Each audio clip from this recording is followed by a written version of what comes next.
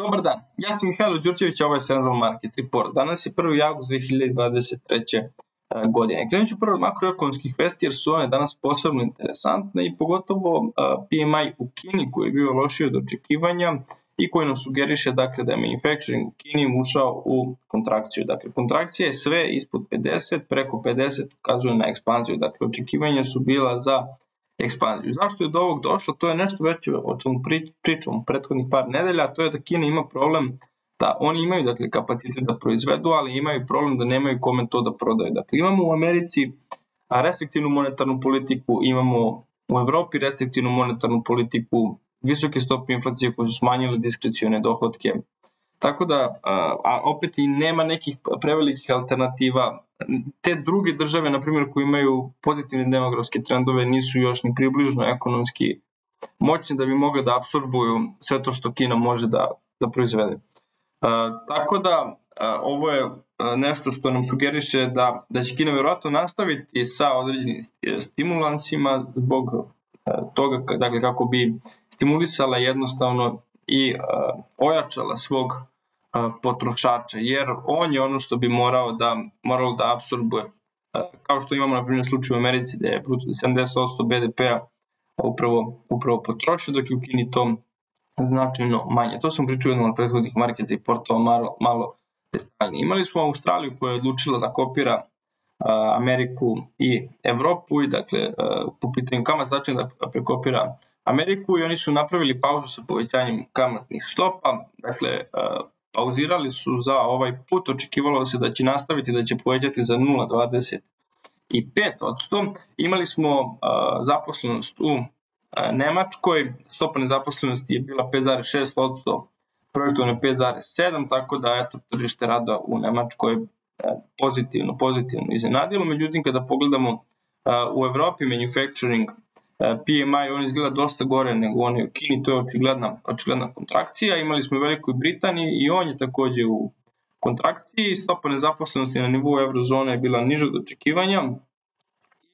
i imali smo u Americi makroekonomske vesti, dakle isto imali smo ISM Manufacturing Employment koji je bio niži od očekivanja, ISM Manufacturing PMI koji je bio niži od očekivanja i ISM Manufacturing Prices koji su takođe bili niži od očekivanja, dakle manufacturing PMI još lošije nego u Kini, dakle ovdje nam sugeriše da je manufacturing u kontrakciji. I šta ovo nama generalno govori, to je nešto što je očigledno, dakle i u ovakvim uslovima kakvima se nalazi globalna ekonomija, to je da će u njima sektor usluga bolje poslovati, da je to ono što drži zapravo ekonomiju. Ovdje kada pogledamo, dakle ISM Non-Manufacturing Purchasing Managers Index, tačnije PMI, pogledajte njega, dakle on je u ekspanziji što više probio očekivanja i bio je viši.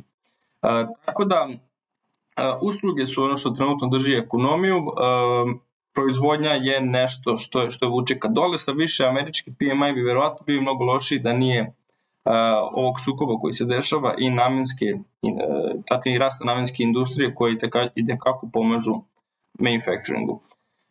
Kada su u pitanju rezultati kompanije, tu smo imali dosta interesantnih rezultata, konkretno HSBC je objavio duplo veći profit, generalno i dalje banke nastavljaju da beleže dobre rezultate.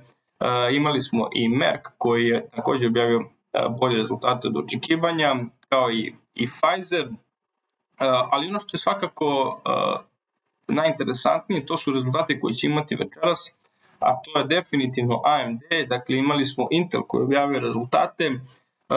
Ti rezultati su bili bolji od očekivanja, tako da investitori već špekulišu da će i AMD uraditi isto, ali ono gde će biti sav fokus, to je upravo dakle, šta se dešava sa veštačkom inteligencijom i kada će oni postati iole ozbiljniji konkurent Nvidia, jer generalno investitori AMD vide trenutno kao jedinu, da kažemo, kompaniju ili kompaniju sa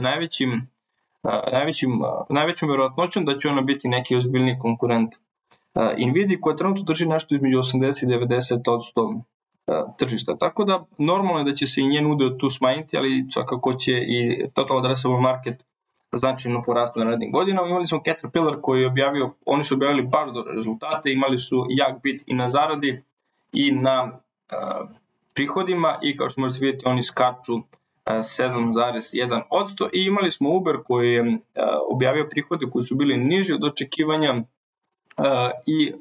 ali zarada po akciji je iznenadila i ona je bila solidno viša i imamo Uber koji pada oko 5%, iako je bio u pre-marketu oko 2%. Svakako proći ćemo rezultate sutra AMD-a, to je definitivno nešto što će biti najinteresantnije, između ostalog i Starbucks, i prošao bih svakako, imali smo i na primjer Toyota koja je porasla 2%, oni su objavili bolje rezultate od očekivanja i Arista Networks, mnogi retail investitori pomno prate ovu kompaniju, ona je još jedna od tih kompanija koje mogu ostvariti benefite od AI revolucija, koje mogu tako nazvati. Ona je akcija skočila 13,6% u pre-marketu, oni su objavili značajno bolje rezultate od očekivanja, dakle i za zaradu po akciji i za prihod. Imali smo Zoom Info Technologies koji su pali preko 20%, oni su dali slabiji guidance od očekivanja, generalno su objavili loše rezultate. Imali smo Estée Lauder koji zbog Kine ponovo nastavlja da pada, Gap koji je dobio upgrade od Berkeleyza i iskočio preko 4% u pre-marketu i SoFi Technologies koji juče razbio i iskočio skoro 20%, danas pada zato što je dobio downgrade od analitičara Michael Perita i zbog toga SoFi pada 3,7%, iako je Michael povećao price target i taj price target i dalje implicira na precenjeno su 34,5%. Tako da svako rekao bih da je to nešto što je danas bilo najinteresantnije. Imali smo na primjer i ovu kompaniju, dakle Zebra Technologies, ona isto objavila loše rezultate, oni padaju isto skoro 20%. Tako da to je to za danas, hvala vam i vidimo se na